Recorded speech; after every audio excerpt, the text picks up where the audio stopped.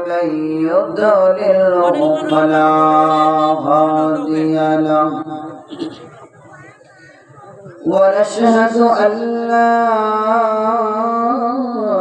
إله إلا الله وحده لا شريك له ونشهد أن سيدنا وسندنا وحبيبنا ومولانا محمدا عبده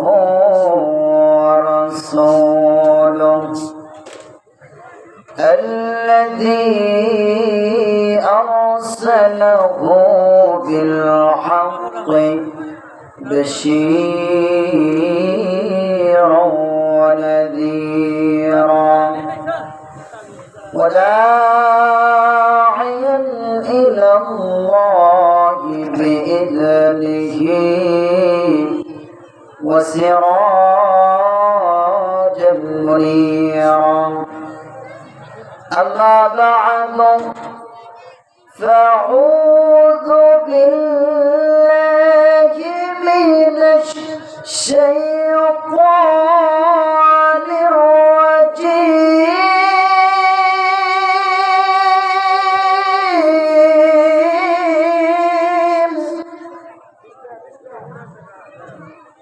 بسم الله الرحمن الرحيم قل إن كنتم تحبون الله فاتبعوني يحببكم الله ويغفر لكم ذنوبكم والله غفور رحيم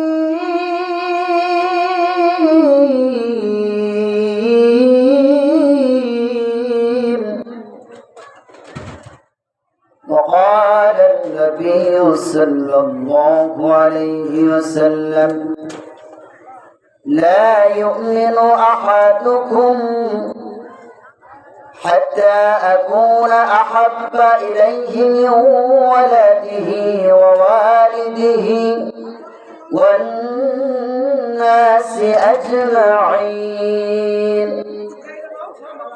أو كما قال رسول الله صلى الله عليه وسلم من أحب سنتي فقد أحبني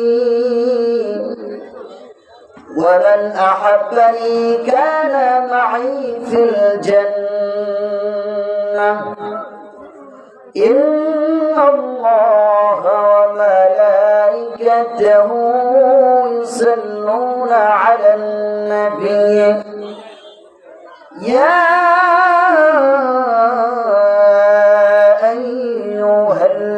الذين آمنوا صلوا عليه وسلموا تسليما اللهم صل على محمد وعلى آل محمد كما صليت على إبراهيم وعلى آل إبراهيم إنك حميد مجيد اللهم بارك على محمد وعلى آل محمد كما باركت على إبراهيم وعلى آل إبراهيم إنك حميد مجيد بلغ العلا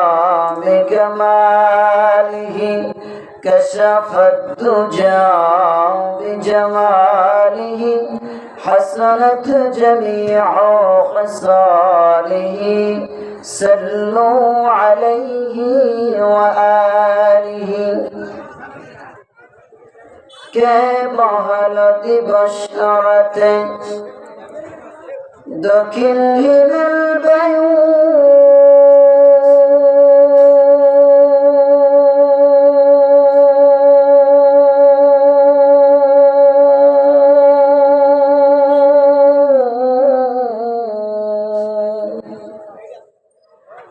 কোথা থেকে পেলি রে তুই মানুষ তোর জীবনের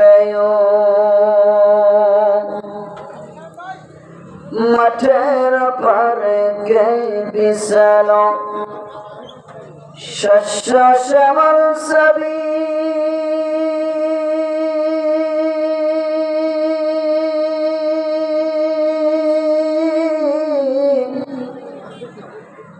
सकल बेले गए उठे रे अभी रंग रबी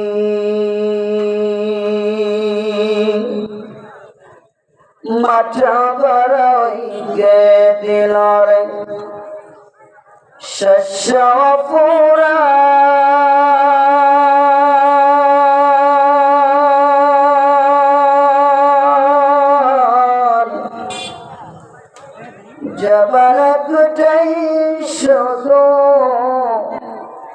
सभी अल्लाह फकर दान ला इलाहा इल्लल्लाह ला इलाहा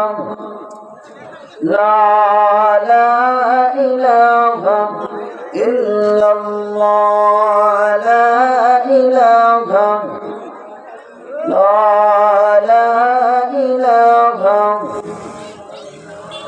बहु दूरे मदीना बहु दूरे मदीना केमने जाइबो जानी ना दया करो दयाल अल्लाह दया करो दयाल अल्लाह मोड़ो मनेर बासना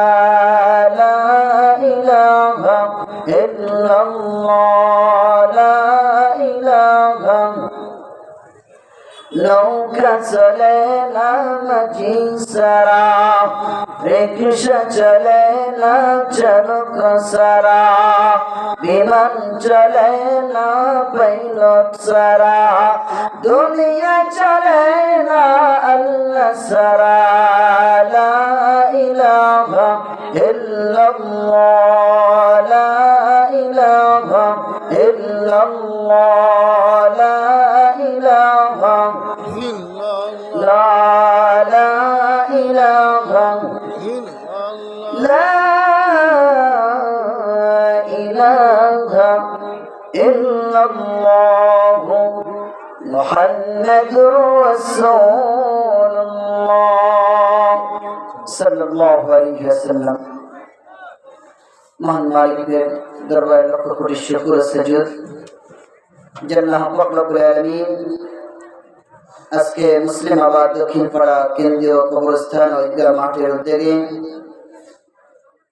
এই মাহফিলে পঞ্চমতম তাফসীরুল কোরআন মাহফিলে আল্লাহ পাক রব্বুল আলামিন এত সুন্দর আয়োজন সুন্দর জলসা মাহফিল কোরআন মাজলিস কোরআন মাজমায় আল্লাহ পাক রব্বুল আলামিন আমাদেরকে আসার মতন বসার মতন তৌফিক করে দিয়েছেন। এজন্য সেই মালিকের দরবারে দিল থেকে শুকরিয়া আদায় করি আলহামদুলিল্লাহ। আজকে মাহফিলে প্রধান বক্তা হিসেবে আগমন করবেন আলহাজ হাফেজ মাওলানা মুফতি সাইফুল ইসলাম হাবিবি সাতক্ষীরা ইমাম ও খতিব মাতৃ বাগান জমি মসজিদ শাহীবাগ সাভার ঢাকা। বিশেষ বক্তা হিসেবে তাশরিফ আনবেন হযরত মাওলানা ইসরাফিল হোসেন সাভারি সাভার ঢাকা। আজকে মাহফিলে প্রধান অতিথি হিসেবে আগমন করবেন জনাব মোহাম্মদ কামাল হোসেন বাহারান প্রবাসী ও বিশিষ্ট ব্যবসায়ী এবং আজকে মাহফিলে সভাপতিত্ব করবেন জনাব মোহাম্মদ রবিউল আউয়াল সহকারী অধ্যাপক, হিসাব বিজ্ঞান বিভাগ, সাভার ল্যাবরেটরি কলেজ। আল্লাহ পাক রব্বুল আলামিন সকলের হায়াতের মধ্যে বারাকা দান করেন। আল্লাহ পাক রব্বুল আলামিন আমাদেরকে দুনিয়াতে পাঠিয়েছেন তার বন্ধু হাবিবুল্লাহ হযরত মুহাম্মদ মুস্তাফা সাল্লাল্লাহু আলাইহি ওয়াসাল্লামের জন্য। আল্লাহ পাক রব্বুল আলামিন বলেন, আমি যদি আমার বন্ধুকে দুনিয়ার জমিনে না পাঠাইতাম তাহলে আমি কোনো কিছু সৃষ্টি করতাম না। তাই না? আল্লাহ পাক রব্বুল আলামিন আমাদের নবী, মায়ার নবী, দয়ার নবী, রহমাতুল লিল আলামিন নবী, আল্লাহ পাক রব্বুল আলামিন পবিত্র কালামের মধ্যে বলেন, ওয়া মা আরসালনাকা ইল্লা রাহমাতাল লিল আলামিন। আল্লাহ পাক রব্বুল আলামিন বলেন, হে নবী, হে বন্ধু, হে হাবিব, আপনাকে জগৎবাসীর জন্য রহমত স্বরূপ আমি প্রেরণ করেছি। বলেন সুবহানাল্লাহ। আমাদের নবী হলো রহমতের নবী, মায়ার নবী।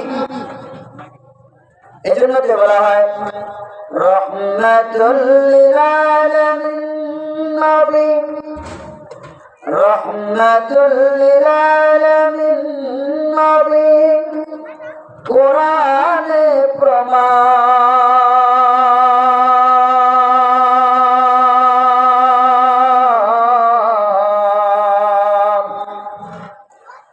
উম্মত বিনে কে বুঝিবে দিনের নবীর শান।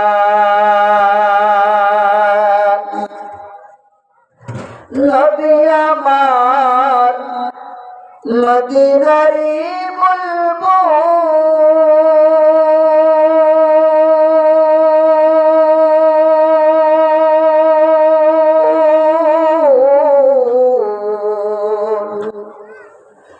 আমার আল্লাহ প্রেম করিয়া নামটি দিলেন হাবিবে রাসূল। ওই নবীকে বলবো জিলে, ওই নবীকে বলবো জিলে থাকবে না ঈমান।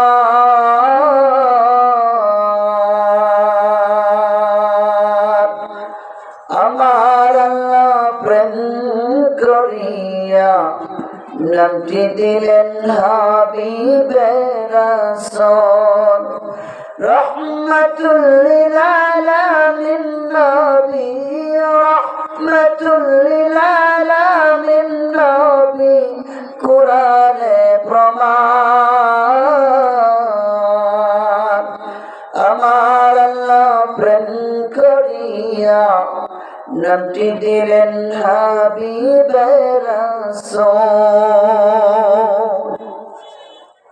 এমন দয়ার নবী, মায়ার নবী পেয়েছি, যে নবীকে স্বয়ং আল্লাহ পাক রব্বুল আলামিন বন্ধু বানিয়ে দিয়েছেন, হাবিব, হাবিব বলে দিয়েছে, যাকে ভালোবেসে এই রজব মাসে মিরাজে নিয়ে গেছেন আল্লাহ রাসূলকে।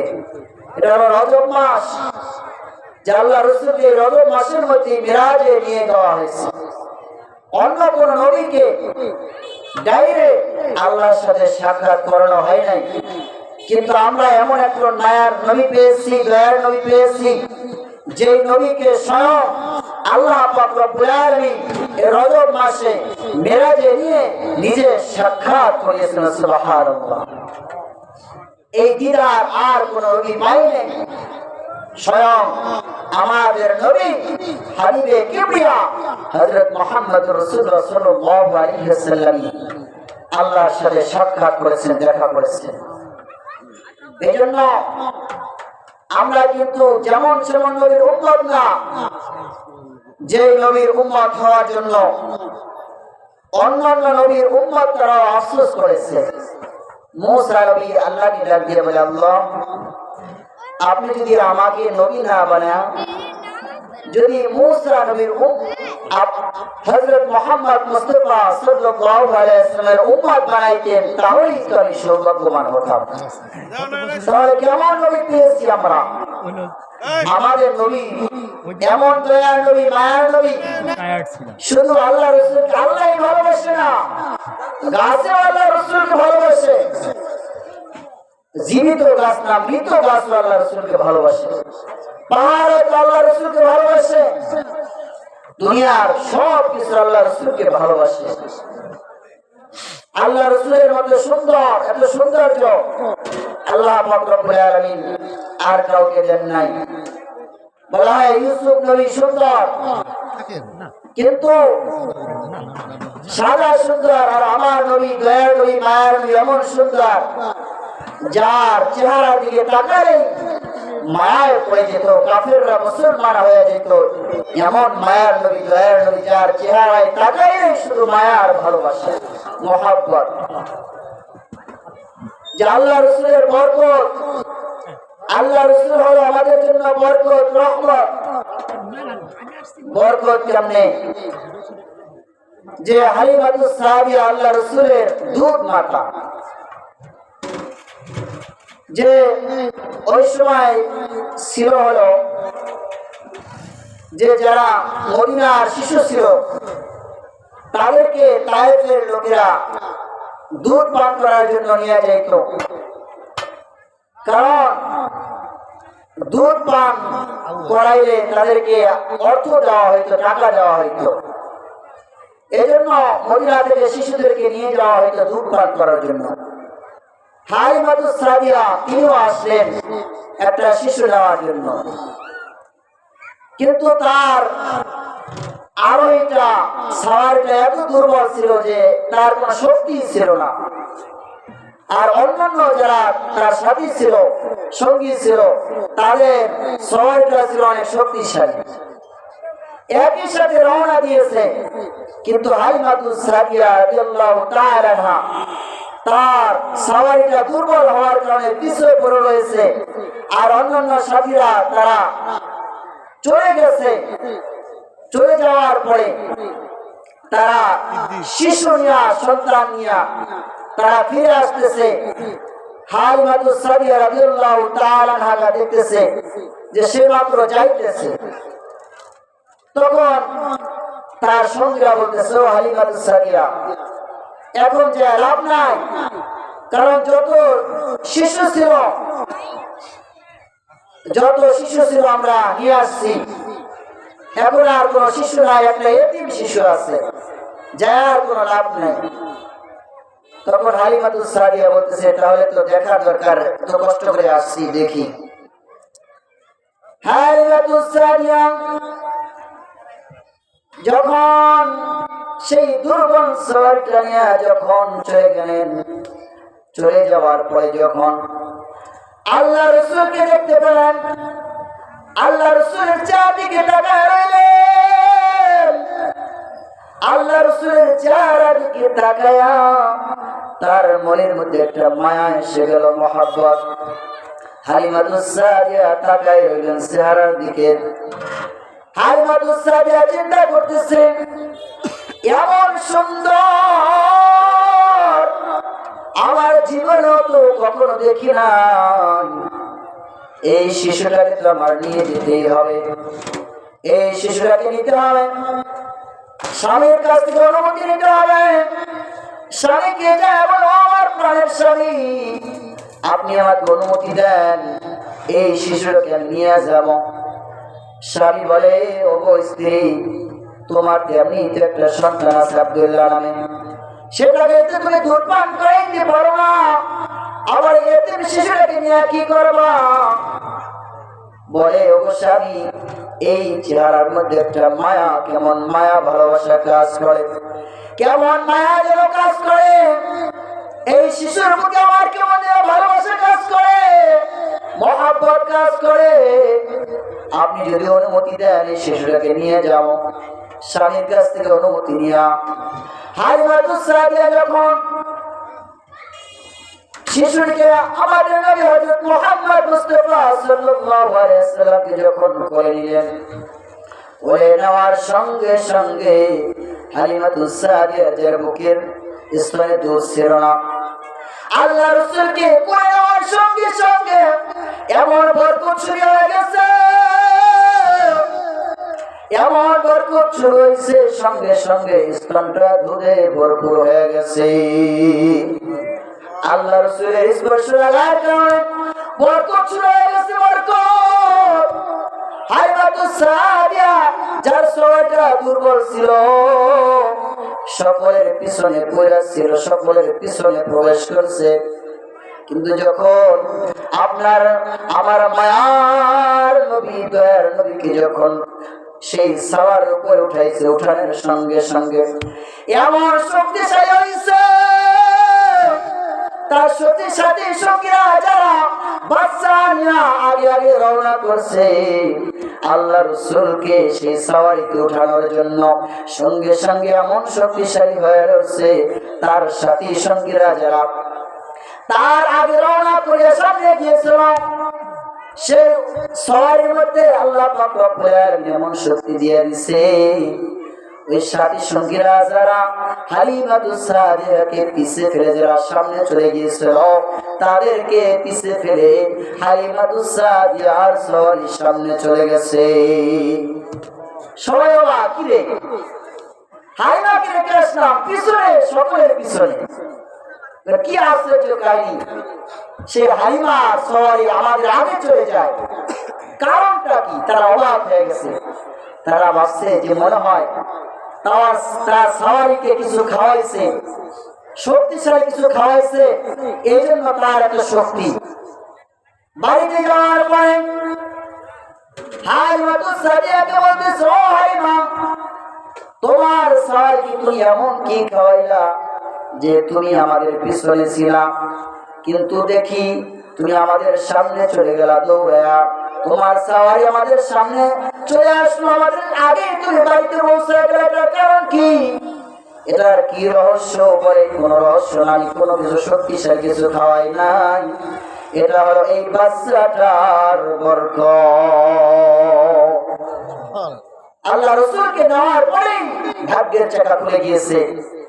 যে অন্যান্য যাদের বকরি ছিল তাদের বকরির বাচ্চা হয়তো 2টা কি 3টা, কিন্তু হালিমাতুস সাদিয়া রাদিয়াল্লাহু তাআলা আনহার বকরির বাচ্চা হয়তো 7টা 8টা। তার দুধ হালিমাতুস সাদিয়া রাদিয়াল্লাহু তাআলা বকরির দুধে এত পুষ্টি ছিল যে সকল লোকেরা তার